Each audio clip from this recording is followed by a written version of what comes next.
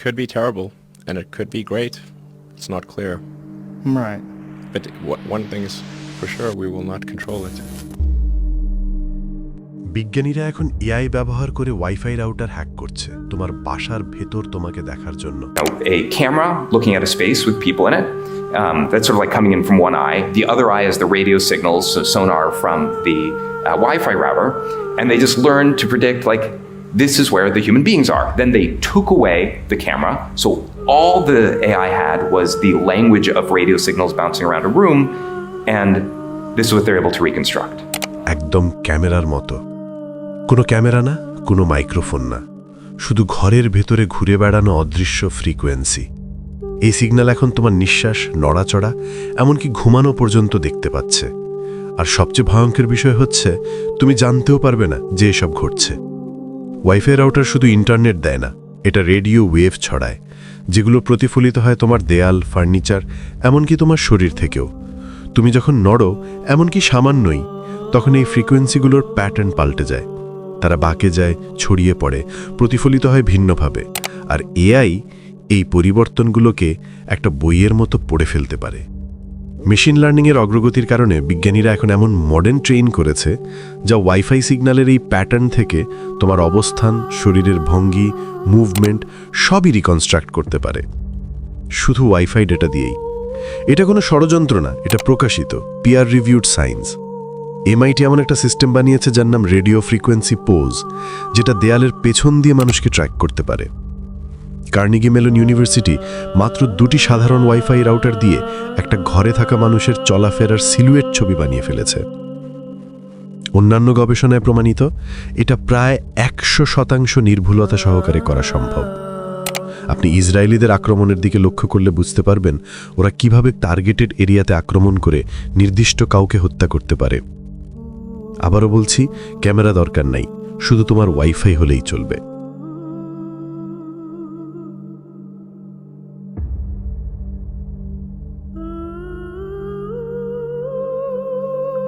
Israeli প্রতিরক্ষা বাহিনীর AI ব্যবহারের নতুন কিছু নেই।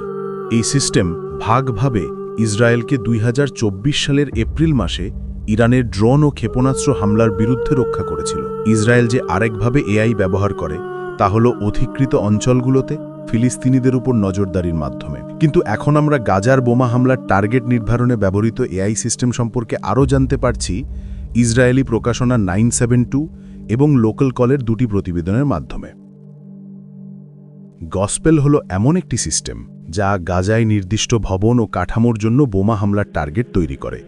এটি অন্যান্য এআই টুলের সঙ্গে যৌথভাবে কাজ করে এবং যে কোনো এআই সিস্টেমের মতোই প্রথম ধাপ হল বিশাল পরিসরে ডেটা সংগ্রহ করা। এই ক্ষেত্রে তা হল গাজায় ফিলিস্তিনি ও মিলিটেন্টদের অবস্থান সংক্রান্ত নজরদারি ও ঐতিহাসিক তথ্য। তৈরি হওয়া টার্গেটগুলো সাধারণত 4টি বিভাগে ভাগ করা হয়। প্রথমত ট্যাকটিক্যাল টার্গেট, যার মধ্যে সাধারণত সশস্ত্র মিলিটেন্ট সেল, অস্ত্রগুদাম, রকেট লঞ্চার এবং মিলিটেন্ট সদর দপ্তর অন্তর্ভুক্ত। এরপর রয়েছে আন্ডারগ্রাউন্ড টার্গেট, প্রধানত এমন টানেল যা নাগরিকদের বাড়ির নিচে অবস্থান করে। তৃতীয় বিভাগটি হল হামাস বা ইসলামিক জিহাদের সদস্যদের পারিবারিক বাড়ি। আর শেষ বিভাগটি হল এমন টার্গেট যেগুলো সরাসরি সামরিক না, বিশেষ করে আবাসিক এবং বহুতল ভবন যেখানে ডজন ডজন বেসামরিক মানুষ থাকে। আইডিএফ এগুলোকে পাওয়ার টার্গেটস বলে। ডেটা সংগঠিত হয়ে গেলে তা গসপেল নামক তৃতীয় স্তরের মধ্যে দিয়ে যায়। এই সিস্টেম গাজায় মানুষের চেয়ে দ্রুত গতিতে টার্গেট তৈরি করতে পারে এবং যুদ্ধের প্রথম 5 দিনের মধ্যেই সব চিহ্নিত টার্গেটের অর্ধেক ছিল পাওয়ার টার্গেট শ্রেণীর। 972কে দেওয়া বক্তব্যে বহু সূত্র বলেছে পাওয়ার টার্গেটস ব্যবহারের উদ্দেশ্য হল হামাসের উপর বেসামরিক চাপ সৃষ্টি করা। হেবার বাড়ি সম্ভবত গসপেল সিস্টেমের বাছাই করা পাওয়ার টার্গেটসের একটি ছিল। গসপেল তদন্তের কয়েক মাস পরে 972 আরও একটি গোপন এবং অস্পষ্ট এআই সিস্টেম উন্মোচন করে, যেটি ব্যক্তি টার্গেট করার জন্য নির্মিত। এর নাম ল্যাভেন্ডার। ইসরায়েল হামাস যুদ্ধ শুরুর সময় ল্যাভেন্ডার ঐতিহাসিক তথ্য ও নজরদারি ব্যবহার করে প্রায় 37,000 হামাস ও ইসলামিক জিহাদ সদস্যের টার্গেট তৈরি করেছিল। 972কে সূত্রগুলো বলেছে এই টার্গেটগুলোর প্রায় 10% প্রায়ই ভুল হয়, কিন্তু এমনকি যে 90% টার্গেট সঠিক বলে ধরে নেওয়া হয় সেখানেও ইসরায়েল প্রথমবারের মতো হামাস সদস্যের সংখ্যা প্রসারিত করেছে।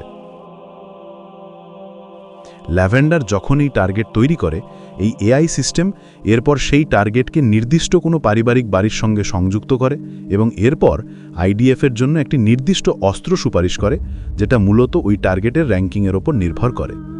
সূত্রগুলো সাংবাদিকদের জানিয়েছে, ল্যাভেন্ডার যেসব জুনিয়র হামাস সদস্যকে চিহ্নিত করেছিল তাদের ক্ষেত্রে প্রতি একজন টার্গেটের সঙ্গে 15 থেকে 20 জন বেসামরিক লোক নিহত হওয়া অনুমোদনযোগ্য ধরা হতো। কিন্তু কিছু টার্গেটে এই অনুমোদিত বেসামরিক মৃত্যুর সংখ্যা 300 পর্যন্ত ছিল। দ্য গার্ডিয়ানকে দেওয়া এক বিবৃতিতে ইসরায়েল সরাসরি অস্বীকার করেছে যে তারা লক্ষ মানুষকে বাড়িতে হত্যা করার কোনো নীতি অনুসরণ করে এবং জোর দিয়েছে যে টার্গেট চূড়ান্ত করার আগে মানব বিশ্লেষকদের দ্বারা স্বাতন্ত্র্য মূল্যায়ন চালানো আবশ্যক। এতেই আমরা এই দুই প্রক্রিয়ার শেষ ধাপে পৌঁছাই, মানব অনুমোদন। 972কে দেওয়া সূত্রগুলো বলেছে, ল্যাভেন্ডার যে জুনিয়র সন্দেহভাজন মিলিটেন্টদের বাড়ি বোমা মারার জন্য টার্গেট করে, তার আগে একমাত্র মানব তদারক ছিল এআই সিস্টেম যে টার্গেট নির্বাচন করেছে সে পুরুষ কিনা তা যাচাই করা।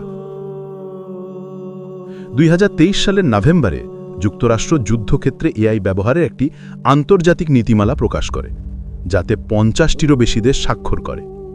কিন্তু ইসরায়েল এই চুক্তিতে স্বাক্ষর করেনি।